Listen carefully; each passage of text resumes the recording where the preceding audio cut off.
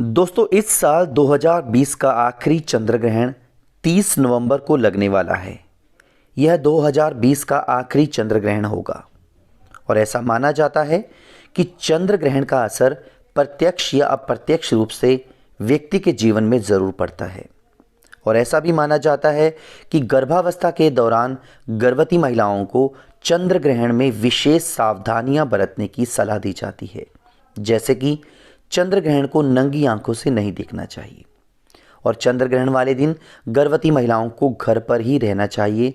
इसके अलावा गर्भवती महिलाओं को नुकीली चीज़ें आदि का प्रयोग नहीं करना चाहिए चंद्र ग्रहण के दौरान। हालांकि 30 नवंबर 2020 को लगने वाला चंद्र ग्रहण उपछाया चंद्र ग्रहण है और उपछाया चंद्र ग्रहण से आमतौर पर डरने की आवश्यकता नहीं होती, क्योंकि इसका कोई धार्मिक महत्व नहीं होता और उपछाया चंद्र ग्रहण का साधारण व्यक्ति की जिंदगी में ज़्यादा असर नहीं होता। दोस्तों उपछाया चंद्र ग्रहण का क्या क्या समय होगा? उपछाया चंद्र ग्रहण का जो समय है, सबसे पहला स्पर्श होगा 30 नवंबर 2020 की दोपहर 1:04 पर और परमग्रास होगा 30 नवंबर दोपहर 3:13 पर और उपछाया का अंतिम स्पर्श होगा 30 नवंबर की शाम 5:22 पर। दोस्तों बहुत सारे लोग अब ये कहेंगे कि चंद्र ग्रहण तो रात को दिखाई देता है, तो ये चंद्र ग्रहण दिन में कैसे लग सकता है?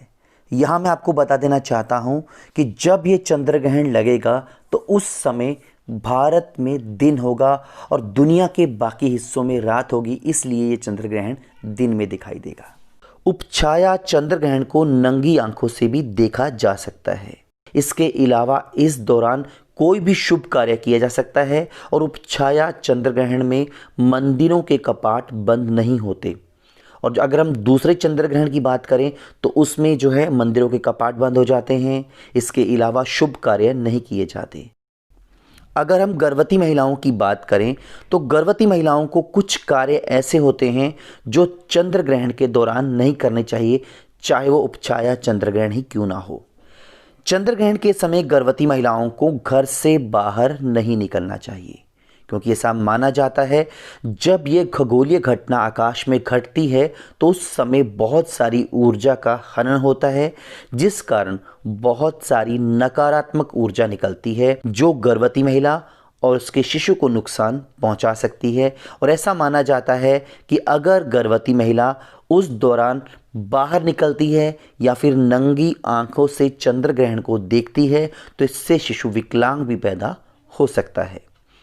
उपछाया चंद्र ग्रहण होने के कारण इस दौरान खाने पीने की कोई मनाही नहीं है, यानी कि आप इस चंद्र ग्रहण में कुछ भी खा पी सकती हैं। इसके अलावा गर्भवती महिलाओं को चंद्र ग्रहण के समय नुकीली चीज़ें जैसे सुई हो गया, कैंची हो गया, चाकू आदि धारदार चीज़ों का प्रयोग नहीं करना चाहिए, क्योंकि ये शिशु को नुकसान पहुंचा सकती है। इससे चंद्र ग्रहण का असर जो है वह शिशु पर पड़ता है, जिससे शिशु विकलांग भी पैदा हो सकता है।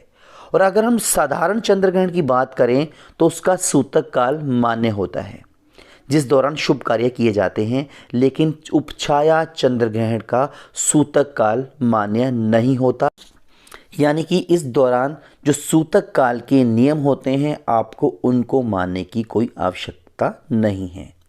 उपछाया चंद्र ग्रहण में गर्भवती महिलाओं को गोपाल मंत्र का जाप जरूर करना चाहिए। ऐसा माना जाता है कि चंद्र ग्रहण के दौरान अगर गर्भवती महिलाएं गोपाल मंत्र का जाप करती हैं तो इससे उनका जो शिशु होगा वह कृष्ण की भांति सुंदर, नटखट और प्यारा होगा।